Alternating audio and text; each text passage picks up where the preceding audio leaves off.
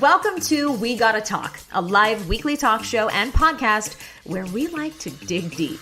From health to relationships to alternative lifestyles and more, the one thing you will always get is a deep dive. I'm Sunny, a 15-year veteran of TV news, freelance writer, blogger, mom of 3, and wife. But most of all, I'm just a die-hard oversharer, someone who's genuinely curious about, well, everything around me. And I can't wait for you to join in on these conversations that I promise will impact, inspire, and entertain you. Now, let's talk.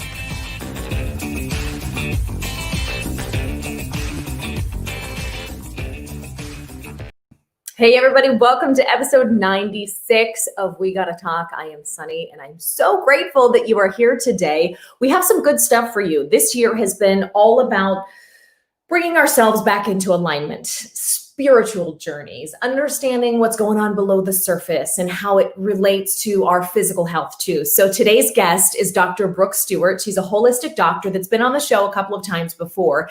And I absolutely love her. We're going to talk about the connection between mental and physical health today, why you start to see strange physical symptoms pop up when you're stressed, and some very specific things you can do to address that. So we will get to Dr. Brooke in just a second, but I do want to mention, if you're watching this live, guys, so if you're listening on the podcast, this is out Thursdays. If you're watching live, you can see this on Facebook, on YouTube. We are streaming live. Please do drop any questions. We like to get to anything that we get live during the show kind of immediately. So yeah, we do have some viewer questions that were submitted through Instagram. And if you did submit one of those, we got some really, really interesting questions. We're going to get to those in the second half of the show. So stay tuned for Dr. Brooke. In the meantime, I want to bring on producer Rachel to do a little bit of a catch up. Rachel's back in LA, living the Hollywood life. Hey girl. Oh yeah, I'm living the Hollywood life. I have stories for you. She's in a dark corner. It's 7 a.m. there. Yes. Thank you for taking one for the team. I'm thinking about this topic, mental health and physical health and routines and how we can sort of up our game rate as I was getting dressed for today's show. And I just realized there are so many things that I've given up on in this past year out of survival alone. And one of them, this is not very serious, but this is something that I've known. I've completely given up on any bras with an underwire or anything remotely uncomfortable for me. I have worn the same pair of these like pleather sweatpants for every episode. I have fully and completely given up on like style and sexiness, and it kind of sucks. So I had to ask if there's anything that you've given up on too. You know, as you speak, I'm not even wearing a real bra either. It's like a sports bra kind of thing, but better. I can't even do it anymore either. I can't. I wonder if everyone else is feeling like that. We have such precious little energy to put out to like outside external things these days. And now we're all used to kind of being hermits. Literally, I have an underwire has not touched my body. I don't even remember when. Because before this, it was kids. And I'm thinking to myself, oh my God, my poor husband. I'm like, sports bras and just like granny bras. Just amazing. So I know. Well, I keep getting inundated on social media with like these brands that are like severe lingerie, like Savage Fenty by Rihanna and like some other things I never heard of that are like these extreme things. I'm like, where do people think I'm going to be putting this on? Rachel, what are you talking about to get served those ads? I have no idea. I'm just like, why is this all of a sudden coming to me? And so who the heck knows? I mean, I wasn't looking for anything explicit, I promise. But I was going to say, those things are listening. Speaking of explicit things and the dating world, Rach, a while back, I feel like being in Maine, Rachel is our resident single person out on the scene, out of all the people that contribute to We Gotta Talk behind the scenes and in front of the cameras. And you have you have to tell us this quick dating story that happened in Maine because minds need to know. Yep. So I was on a dating app because how else are we supposed to meet people today in quarantine? This guy seemed really great, outgoing. We decide to have a quarantine safe date on the beach, keep 6 distance. We're outside, clicking. Great. So many things in common. everything's going really well. We decide to go get a bite to eat. So we go to a restaurant and he's like, what size shoe do you wear? Oh God, this is already feeling really weird, but go ahead. I thought, oh, here we go. Here we go. Another one of these dates where it's just going to be some weird stuff happening. And I'm like, an 8? Why? And he's like, I'm getting you LL Bean boots because I was so concerned about your feet on the beach because we were walking and your feet were going to get wet and I was so concerned. And so I'm ordering you boots right now. What do you think? Do you like? He pulls up his phone. He's like, where do you want it to go? And normally, so here's something I've learned and adapted in this quarantine time. Normally I would have been like adamant that he not buy me a gift because I have such a hard time, and especially like a stranger and then feeling like I owe him something, right? And especially in a date setting. But I've flipped that thinking and I was like, no, if this man wants to buy me boots, God damn it, I deserve boots and I am going to take them. Right. If he wants to do this out of the goodness of his heart and feels this need to do this because I'm a good person too, sign me up. So he orders me the boots. Date goes great. We talk for a week. We have plans for dinner. We go to dinner. I get my boots. We have a great time. He ghosts me. Gone. Never heard from him again. Here is my working theory on this because Tell me. Because first of all, it's way too much generosity to show without some, without some kind of expectation.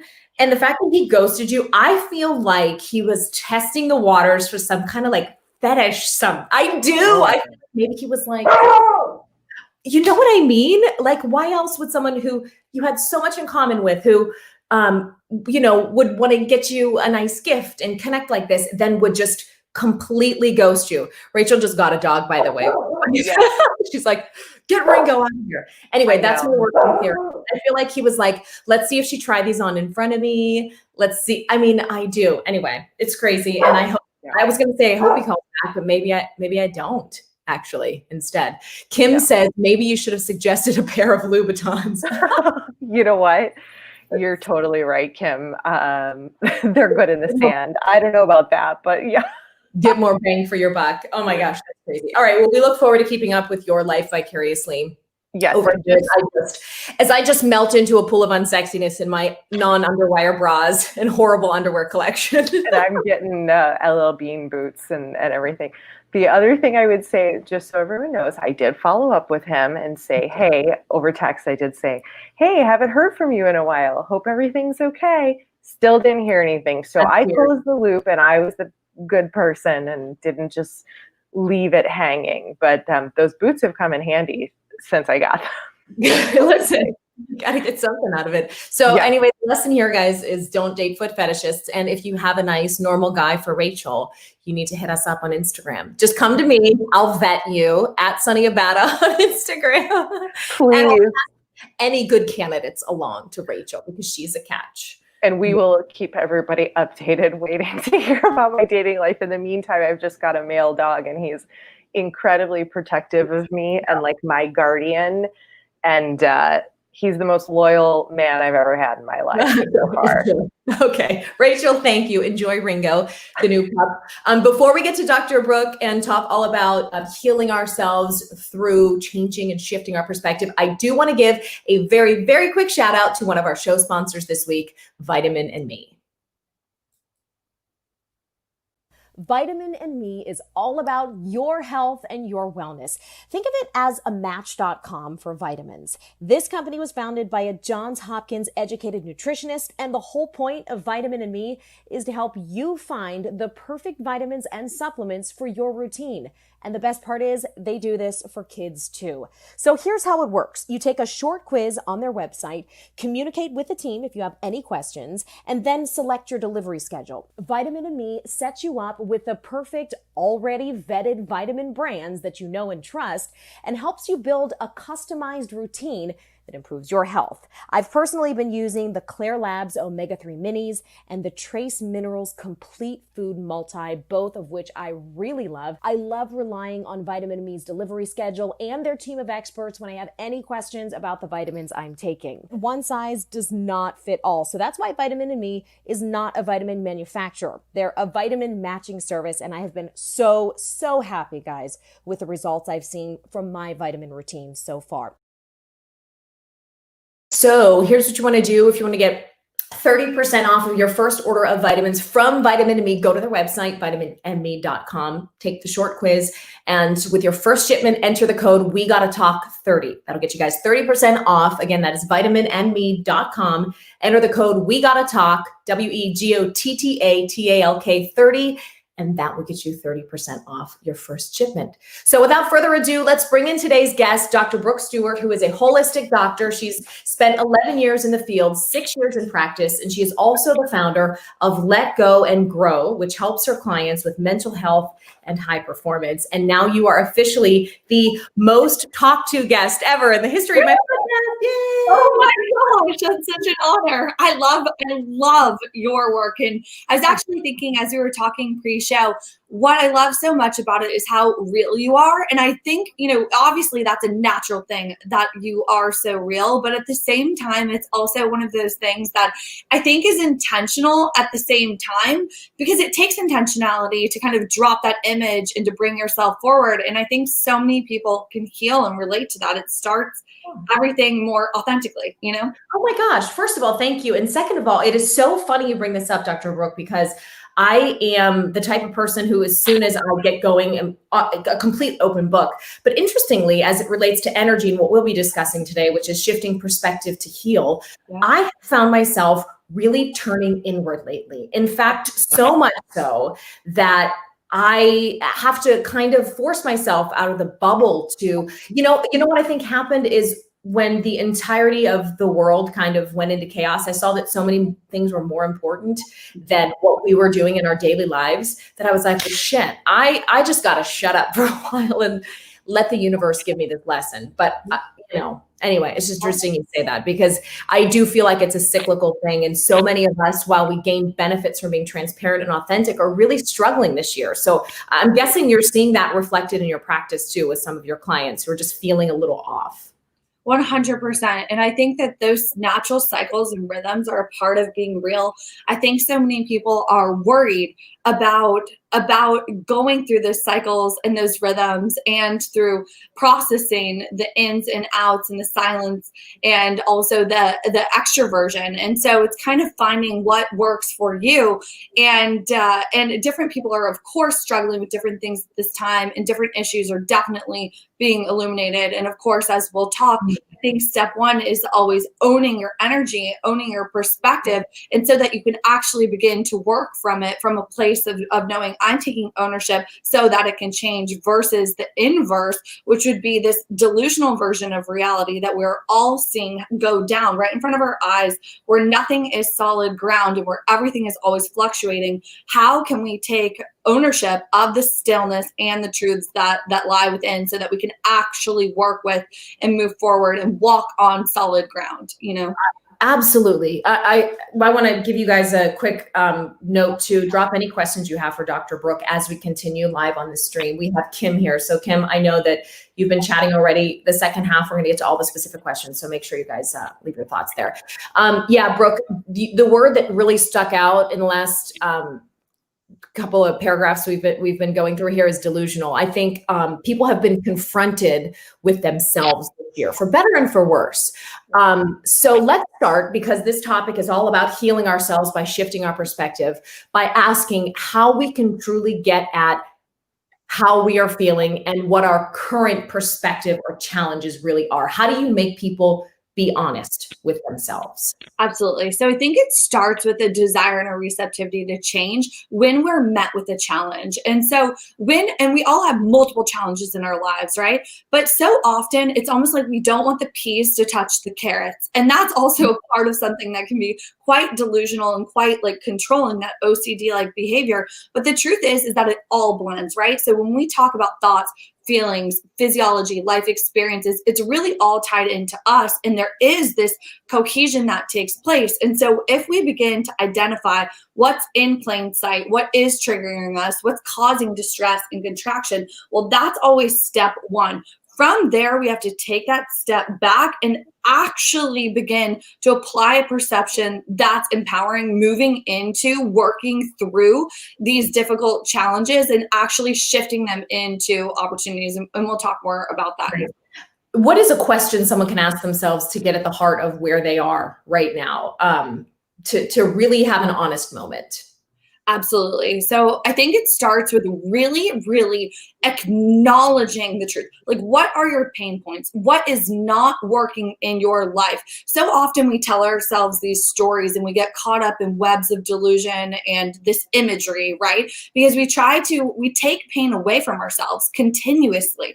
We're like, oh, okay, like, you know, he probably isn't cheating, or you know, whatever it may be. We like don't want to believe what is actually in plain sight. Or it's better, it can change, you know, all of these things. Well, it's not like, for example, with health, right? Maybe we're covering it with different levels of medication, but instead of just doing the work, like, for example, let's say somebody doesn't have any energy, right? And the answer is actually sleep. Well, how can we get someone to sleep better? Well, this takes us on a complete journey, because sleeping well starts with living in alignment. It starts with waking up at a certain time, getting your circadian rhythms in check, making sure that you're actually engaging in your life experiences. So when you roll over to go to sleep at night, your mind isn't racing. So we've just touched on like 4 different aspects of a human being, but it really starts from the moment that we wake up. And what happens is that, especially in this culture, and this is what's breaking down in front of our eyes this year, I think, is we're so used to black, white, right, wrong, stop, start, that we have no idea how to work with the reality of the gray. So then we judge ourselves, right? Like, oh, I'm getting to be an introvert or an extrovert. No, we all embody it all. And so if we can hold the space to allow for that expansion and that truth to actually transpire, well, now we have something tangible we can actually work with, you know? Right. Yeah. I personally find my moments of honesty come, this sounds weird, in the shower. I'll immediately realize what is wrong with, I'll be able to put words to what's wrong. Or I've started sitting down for 5 minutes in total silence. It's not meditation. It's not anything fancy, but it's learning to be still and quiet with myself. So maybe, you know, maybe that's something people try too, because I consider myself a layman when it comes to, you know, anything involving meditation or connecting up. You know, people need sometimes those deliberate actions to bring the feelings to the surface. Then you go to someone like Dr. Brooke and, you know, get it all figured out. So we're going to get into that now. Tell me what the scientific connection is, Dr. Brooke, between what's going on in here and what happens out here. And I will preface this by saying anyone who has ever experienced an anxiety or panic attack, has chronic anxiety or depression, intimately knows the connection between the mental and physical symptoms. But I want to know from a scientific perspective, what is happening up here that is targeting or that is changing things physically for us, whether it be a short issue in the example of a panic attack or a long-term health issue that someone might suffer with.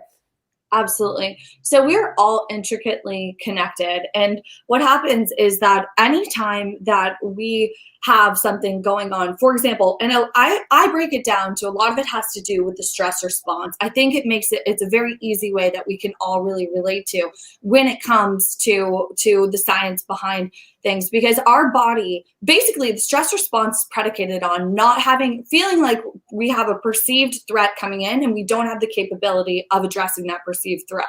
So whether that is a life experience, like a broken relationship, whether that's a physiological stressor, like an allergen or a toxicant, or whether that is something diet, mindset, lifestyle, anything related to those fields, it actually creates a sense of distress. Now, this is where we have to be clicked in and present to recognize this distress, this division, what's not working, how it's creating tension in our system, this contracted sort of state that we're bumping up against, and actually set the intention to release it. But if we look at the stress response, then it's easy to look at the science, because it starts with perception, but it also has that physiological undercurrent where we're able to really feel physically that we're contracting. And then also, because of that, our bodies signal to our minds that something's up, something isn't right. And so we're able to kind of begin to identify it that way to begin with. I think that that's a great kind of starting place when we're looking at the science of energy medicine. I can hear people's questions as they hear this wonderful explanation you're giving. And there is a spectrum of issues people might have when it comes to things that trigger them physically. Someone might be more along the milder side of only experiencing situational anxiety, all the way up to a clinical issue where someone experiences those symptoms and issues on a daily basis. So let's, right at the outset here, talk about who these practices might work best for. Is this someone who's got a chronic issue of depression or anxiety that you've treated and you've seen benefits from some of this mental exercise? Or is it usually someone on the milder end of the spectrum who only experiences occasional issues?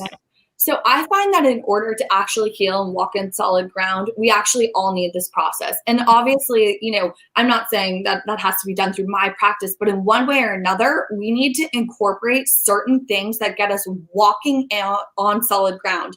The way I equate it into my practice is this. So there's this growth orientation and this health. They're both intricately connected. If you can visualize a figure eight, you can see how health and growth interact and support one another, but also help in this spiraled up trajectory.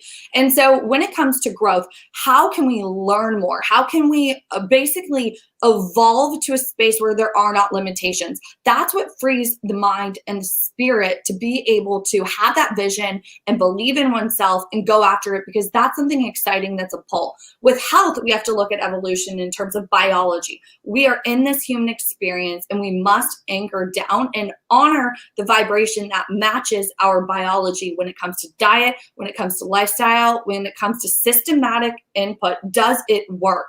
And so in order to truly heal, to truly clear and release and actually experience freedom, we all need to have certain tenets in our lives. Now, those can vary in terms of how they look, how they display themselves, but there are certain things, like, for example, at the very beginning when you were talking about, I need stillness, right? I need that 5 minutes to actually identify what does not work and what also is working, so that I can begin to let go of it, detangle it, dismantle it. And for the growth-oriented piece, let me focus on it. Let me let it develop. Let me actually work with my mind to create that through line and allow these ideas to develop forward by staying in that conversation. We really, really need both in order to heal.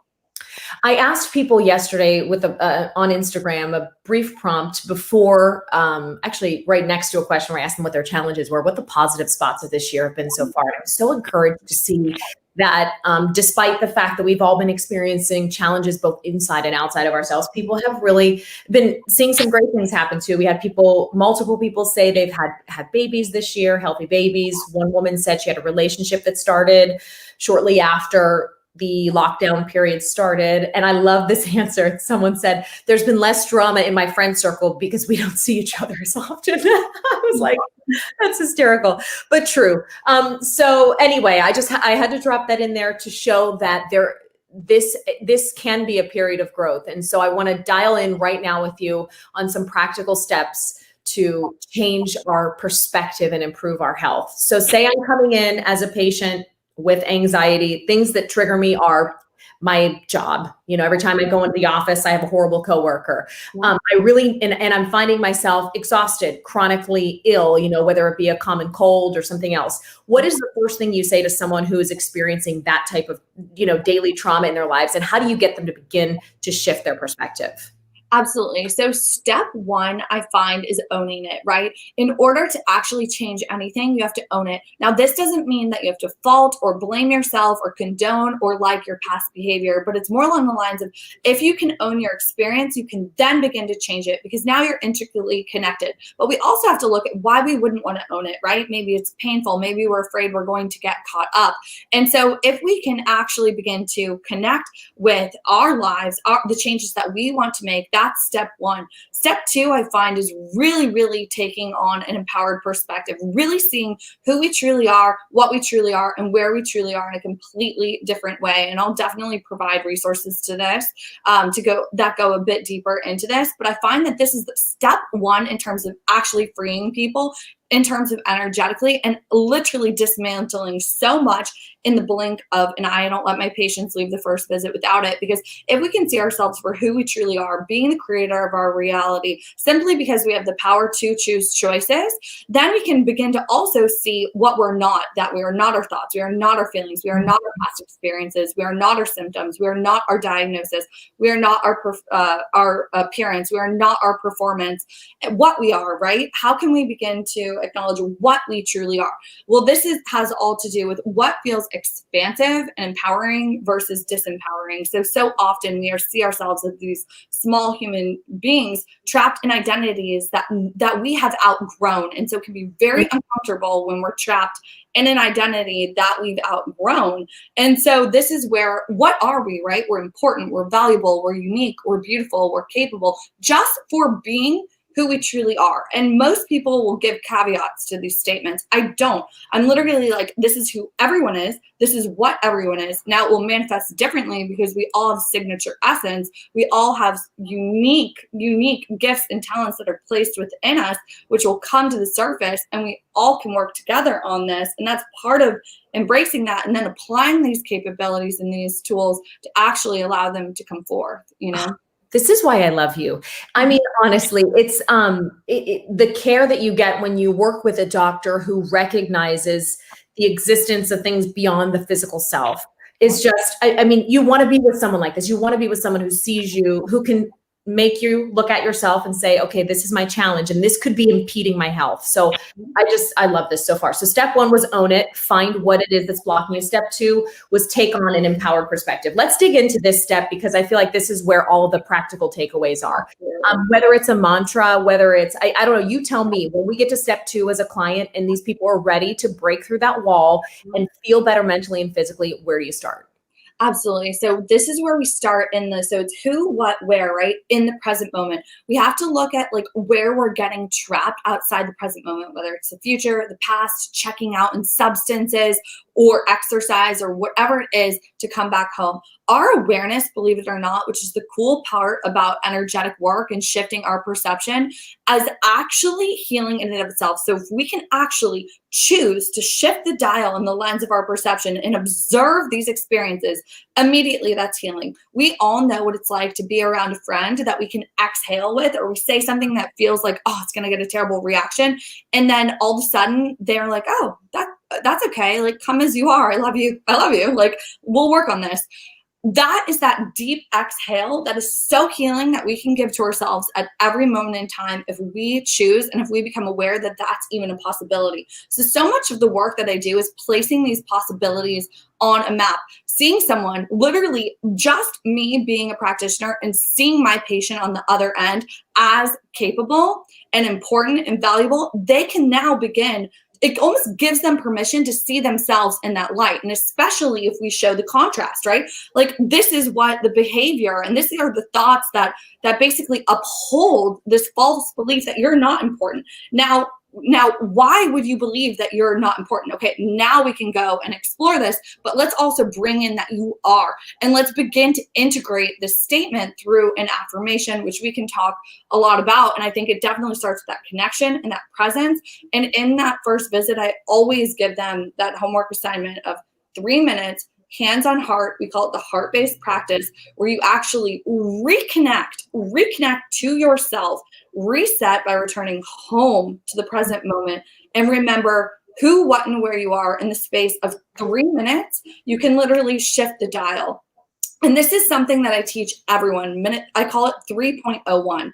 Everyone knows when they're on the first 3 minutes of a run, it can be excruciating, but you get to minute 3.01 and you're good to go.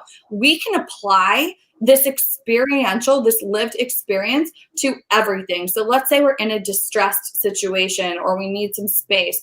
Take that 3 minutes, like make that statement that I'm changing this experience. I'm shifting my state. I'm shifting into a healing mode, out of distress, into being plugged in calm, connected, remembering the truth of who I am versus getting caught up in the densities and the weights of the world, getting caught up in all of this stuff, right? That's just going to keep me away from reclaiming my power. And I'm going to choose to reclaim it no matter what, because I don't know what to do. So I'm going to go within and tap into my internal compass.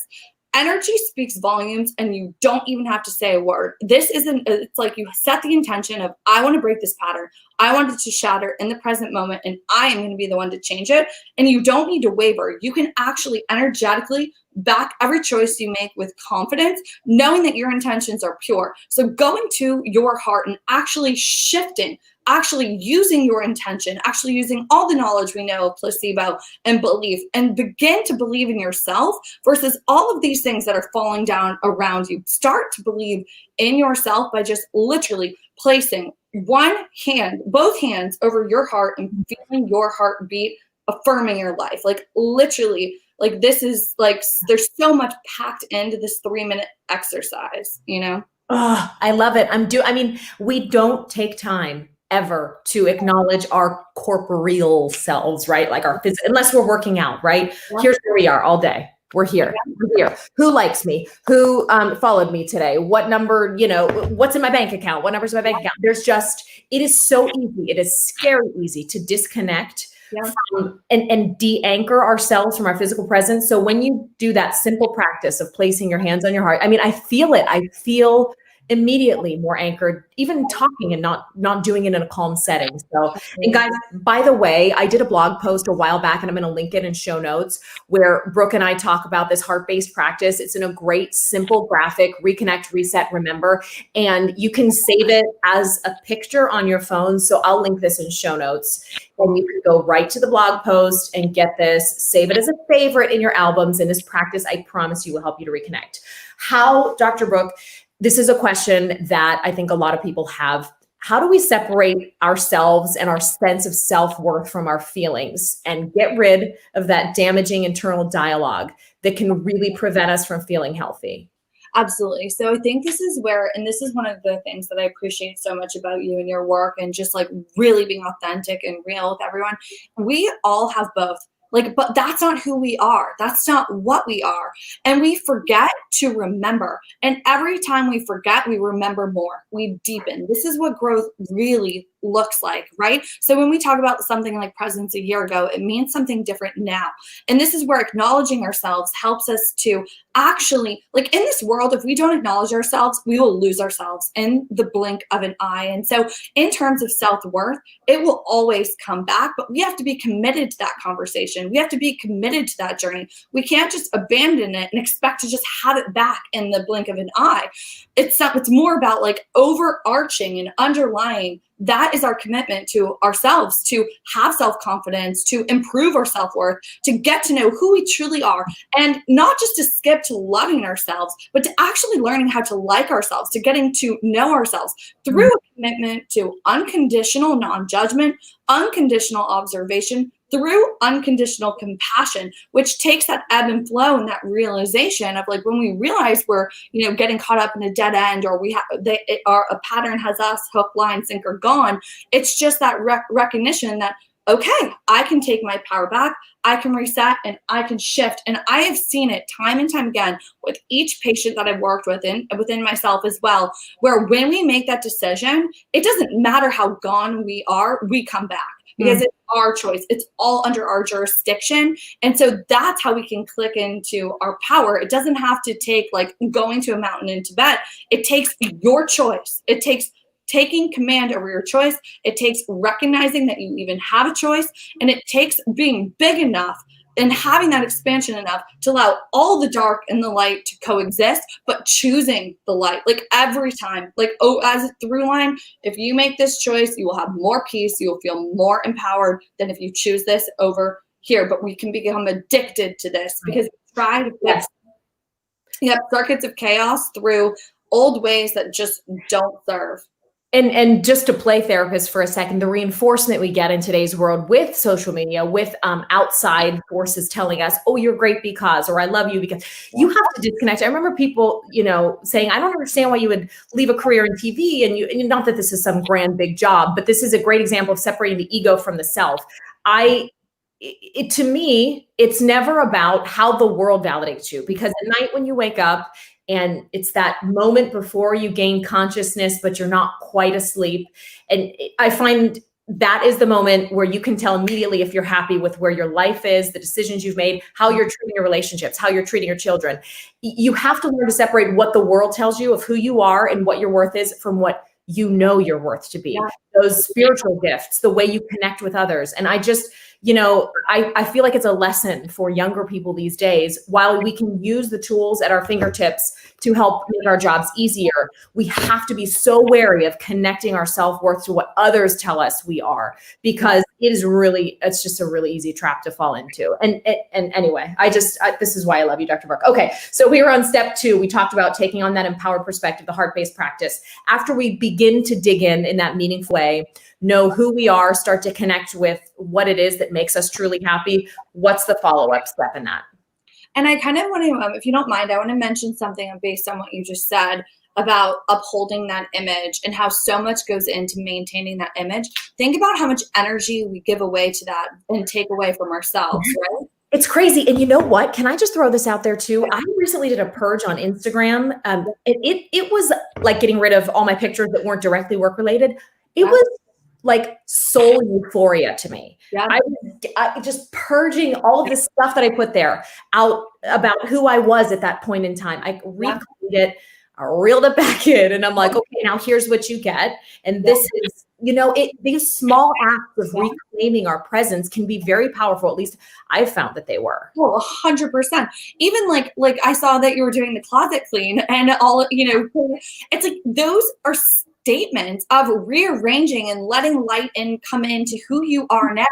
I actually think that's a huge gift we can give to ourselves and the people in our lives that reclaims our energy and actually assists in health big time, is by giving yourself the gift of seeing yourself for who you truly are now, and other people too, getting to know them now. This has the power. I work with a lot of couples, and this has the power to literally reignite relationships. Like, it has, by getting to know who your partner is now, by getting to know who you are now, it sets it free. We can either have tons of relationships with a bunch of different people, or we can have a new one with with ourselves, with our partners as we move along. Oh, I love that. It's like a new person has permission to show up every couple of years. But it's true, we change, right?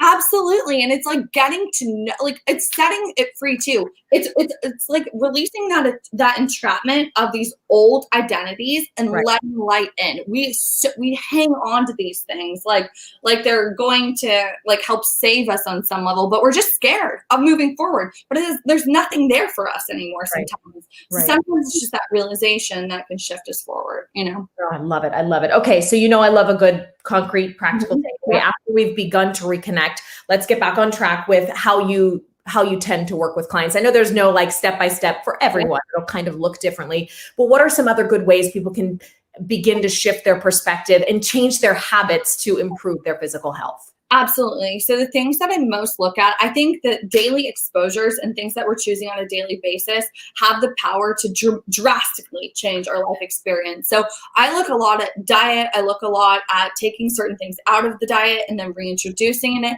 And this actually has a lot to do with these energetic components and knowing ourselves as well, knowing how our physical symptoms come about. And so I find that diet is a perfect journey to take people on to where we can actually have the self-awareness and learn and set a new baseline. The things that I look at taking out are typically gluten and dairy, at least for a time, so we can reestablish what that relationship looks like. For a lot of people, we'll take out alcohol. We'll look at taking out things like legumes, like soy, like gluten-free grains, even at times, of course, processed food, of course, sugar.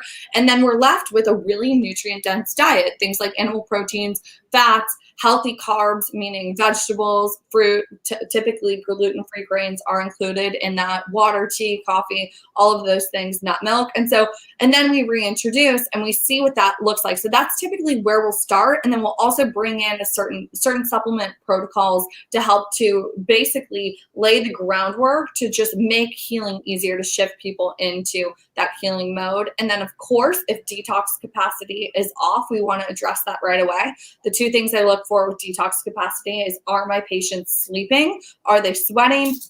And then also we look at digestion and elimination. Are you physically letting go, right? Like, are you actually creating capacity in these reservoirs so that healing energy and freedom energy can be liberated within the body? Because our bodies are naturally healing at all times. Our hair is always growing, our skin is always regenerating, and somehow we forget that, and we feel like we have to preserve the physical body versus like live and be alive and allow life to flow through us. So I love that reminder. What about someone who might not be able to come in and see you go through this customized plan, but they are interested in rooting out anything that may be weighing them down mentally or physically from the diet component? Do you suggest they start, obviously, like you said, the sleep schedule and trying to get more meaningful rest?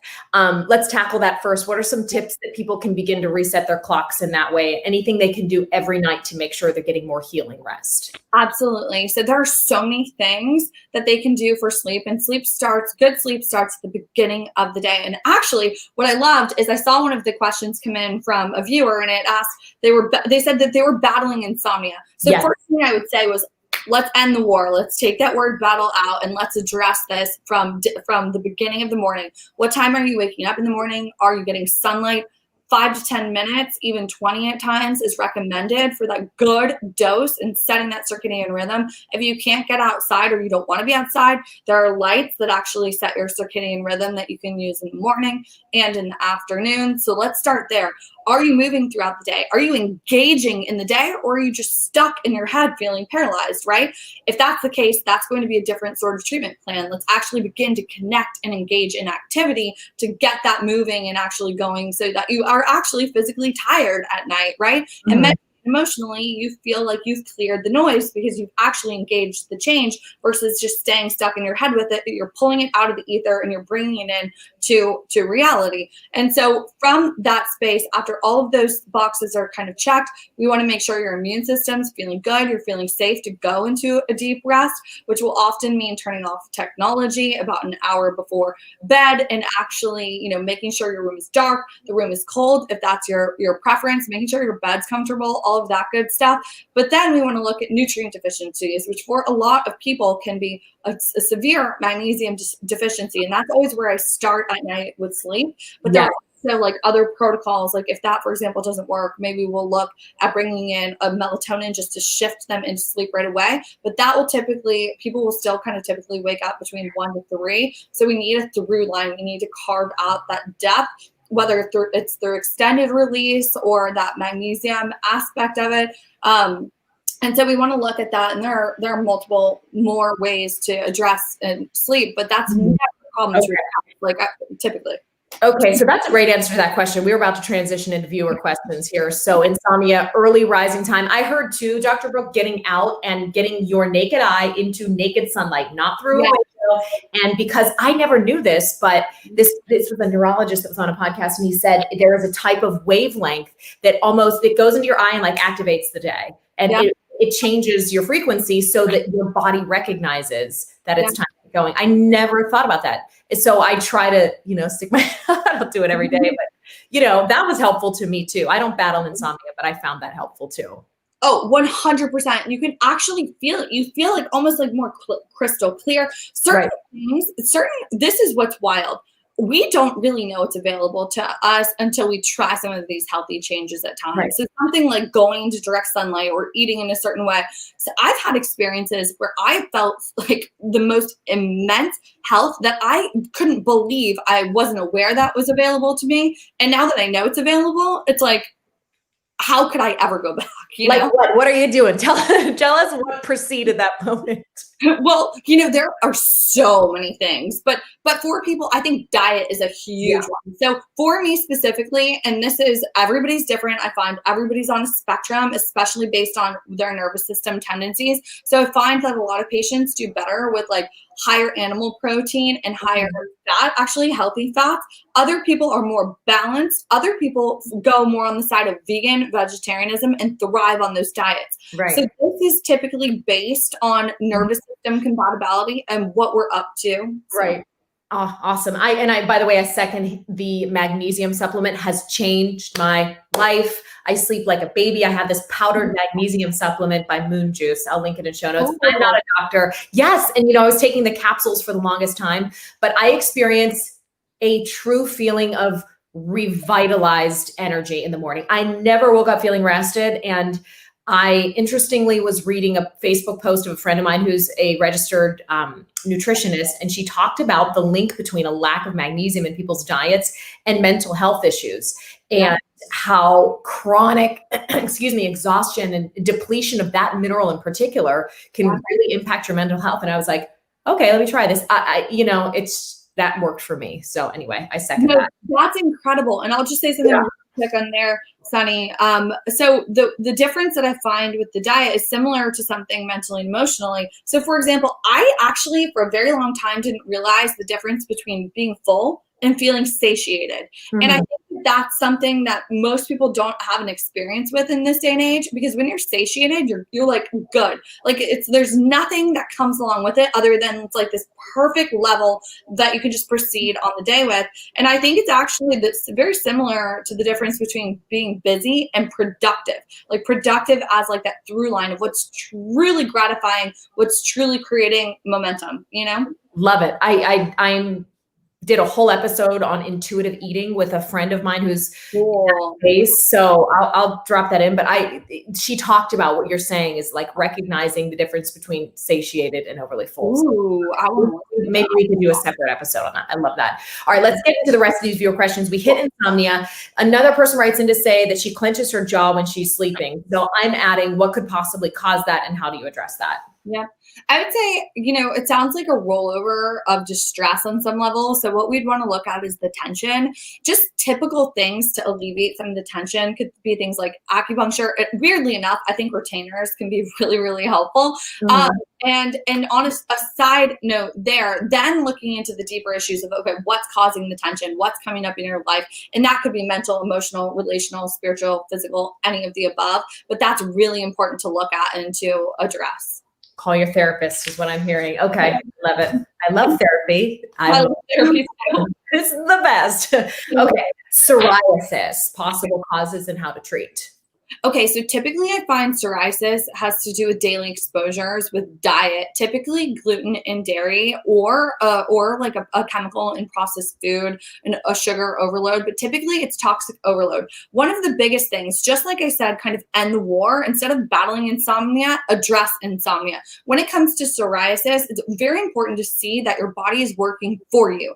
It is detoxing for you. If it wasn't turning into psoriasis, it would be turning into something much more dense internally. And so it's important to be grateful, but it's also important to address it and to not neglect it and just cover it up. It's very important to work with the root cause there and see what the mismatch is. And you said diet is one way to address it. You said extra sugar could be at the root? I think excess sugar, processed food, gluten, and dairy are primarily the issues I find. And I think alcohol, if it's a mismatch, some people do really well with certain types of alcohol. This is a whole nother conversation, but it's actually, there are certain alcohols that match different people where people will not get hangovers. They will be fine. They will enjoy it. There's nothing kind of it's much. Certain people do well with certain alcohols, but I find when it's not a match, that's when massive amounts of flare-ups can also occur. Good to know. Okay. I love this one because we as women tend to deal with this a lot. How do I get myself to stop overcommitting? Yes. Okay. So first things first, this person is already on the right track because she's aware of it. And the second thing I'm going to say is it's going to be so simple and you're probably going to get annoyed at me and I'll go a little bit deeper into it. But the thing is to stop, like to actually stop. So for example, if you want to exercise, instead of thinking about it, actually do it. Just do it. That will clear the noise. Now, we also need to look at the underpinnings, right? Like, why are we overcommitting? Like, do we have a sense of scarcity when it comes to time? What are we doing that where we don't have the time?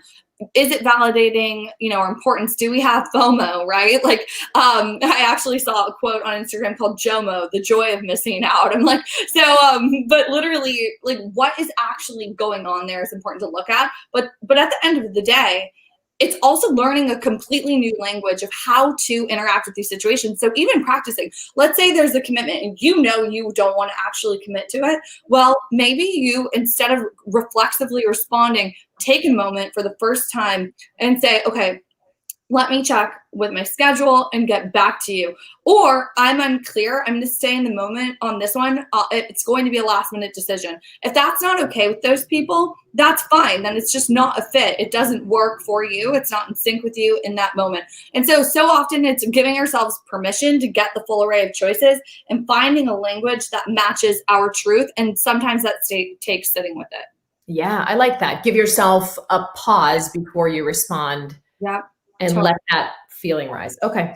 Gosh, this one, I have to say, really hit me. This is from a mother. She says, I have a fear of dying early since my parent did, especially now that I have kids. This is something that I joke about. I have medical anxiety like you would not believe, Dr. Brooke. Mm-hmm. If I have a bump on my knee, it's cancer. If I have a fever, it's meningitis. Mm-hmm. How in the hell do I get myself to stop? And you know what's strange is that especially this survival desire, spun out of control as soon as I had kids. It was like, boom, I'm afraid of dying all of a sudden. So I love that someone asked this question. I love this too. And I actually have, I'm so glad it's brought up because I can't tell you how almost, I would say 50% of the moms I work with, this happens right after they have children. And actually immediate change in the brain or something? I think it's like that survival sort of mechanism. Like, for example, jealousy is a survival mechanism often because it's actually, like, if you look at biology, it's actually built as a protective mechanism to protect the family unit. And so the way through is to basically begin to see certain things as these survival mechanisms and not to buy into them, not to get caught up in them, but to know that that's normal. Like, there's nothing wrong with you. You are not broken. To have a fear of dying is very, very natural. Now, what you can do about it is begin to see it as a natural part of the process. For example, when we talk about emotional eating, that's normal. Everybody has emotional ties to eating. But just even saying like, okay, that's something that I can deal with. Now, all of the shame and the guilt and the blame and all of this insidious sort of underpinnings can now drop, and we can actually look at it for what it is. And what I would say would be to actually shift gears, allow this to be. You don't need to pretend it doesn't exist because that actually gives even more power over to it. But what we can do is focus on affirming life and making choices that affirm our life and that bring us into a felt experience of vitality to where we are intricately connected to our health, to our bodies, to where we know we're probably like not going to die or where there's much less of a chance if I'm pouring in my energy into my life and into the connections that are important to me. Now, aside from that, of course, there's therapy. Of course, there's shifting your perception based on your spiritual belief system or just your perspective in general. You can tweak the dial and maybe it doesn't become as much of a thing based on that sort of work that you're doing as well. Yeah. Yeah. Okay. I love that. And the final question was just someone wrote fear. So I kind of added just moving past fear in general. Is it similar to what we just discussed about with the young mother? I would say it has there's two parts to it. And this is why, I kind of named, a lot of my work and the project that we're up to, Let Go and Grow, because there's this growth-oriented piece that requires expansion, right? To allow fear and love and all of the things to coexist. But then there's also that letting go piece, that release, that deep exhalation and that continuous exhalation that makes it easier to breathe through the fear. But actually, if we can level our perception and and recognize that fear is normal. It is a survival mechanism. It's there for a reason. It's not something we need to divide ourselves from. We can actually lean into it, acknowledge it, and actually go into a constructive conversation with it, to where we're putting out that we want it to be solution oriented, and also that we're interested in shifting it into a state that's more neutral, that isn't continuously triggering us. So that's where I would go with the fear, and that has a lot to do with that connection versus getting caught up hook, line, and sinker gone.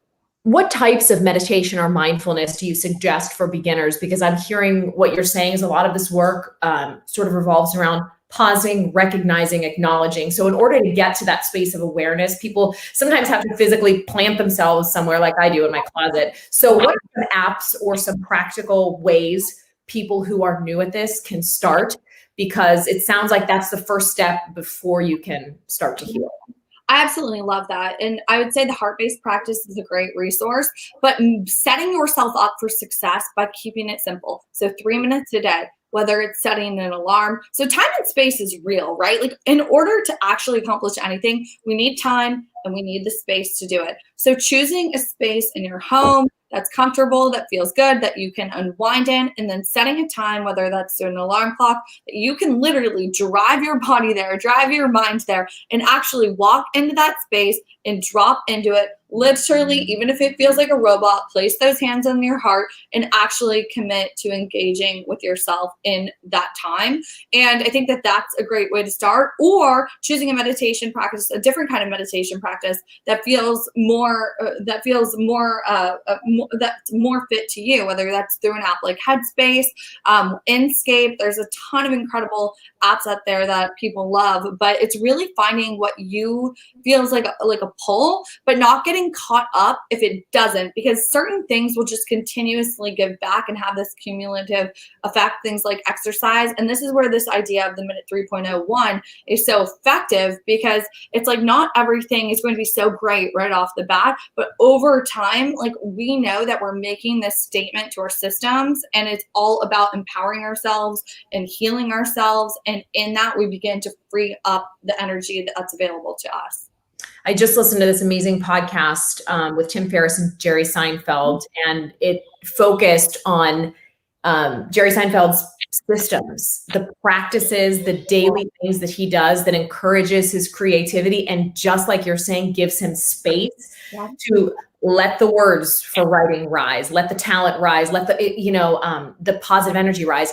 And it is shocking to me how many insanely successful people do exactly what you're saying, like to do right now, which is carve out time, make a sort of schedule for yourself, because chaos does not a healthy person make. But I don't know why that was a revelation to me. I'm like, oh my God, he's not just the genius who sits down and the words pour forth from his pen. He actually sits down and makes time to let those things happen. And it was just really impactful and powerful to me. And so it kind of feels like a full circle moment here, hearing you say the same things, that our healing comes when we make time, when we have systems, routines, practices. And I know I'm more inspired now than ever to get going on all this stuff. I love that. And just a couple of other quick notes, like even when someone's taking supplements or eating healthy or going to the grocery store, all of these things can be spiritual practices. And it's really asking, like, what is the vibration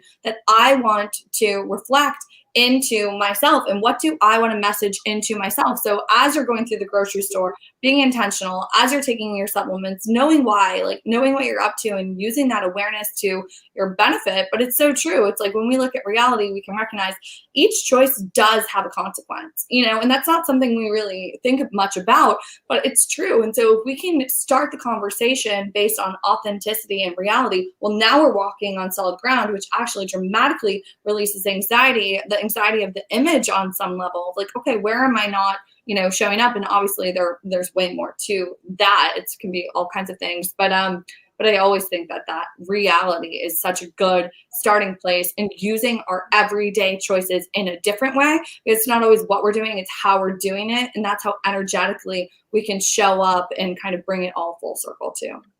Love it. Like music to my ears. Dr. Brooke, tell us what you have cooking for 2021. Any special programs, anything happening where people can participate in a healthier lifestyle with your help?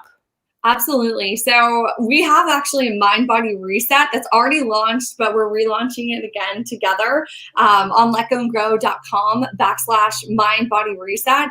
And so I'm so excited about that. We also have other kind of things in the works for Let Go and Grow that we're letting kind of take place and hold organically. So that's kind of what we have going on at the moment. And you guys have to tune into her, I think they're on Sunday, Instagram videos that you do where you take a topic, and you break it down, and you help us approach it from a different perspective. So what's your Instagram handle, Dr. Brooke? It's at DrBrookStuart.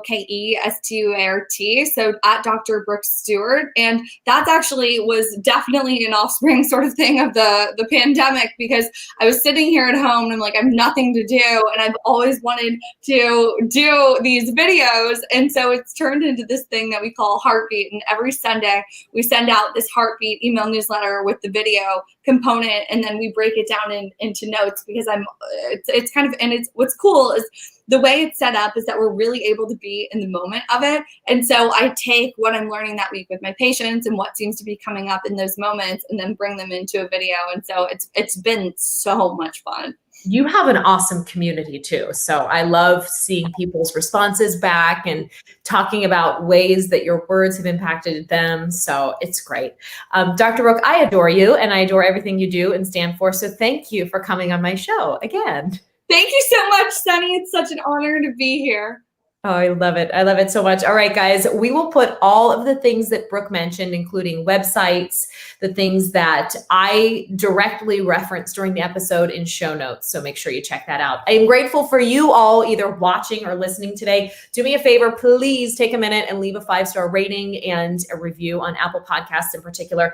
Actually makes a huge difference in getting these shows out to people who might find them interesting or helpful. I'm grateful for you and the time you spent with me today. Check out more blog posts that are health and motherhood and beauty related at sunny.me. In the meantime, we will see you next week with more goodness right here on We Gotta Talk. Bye.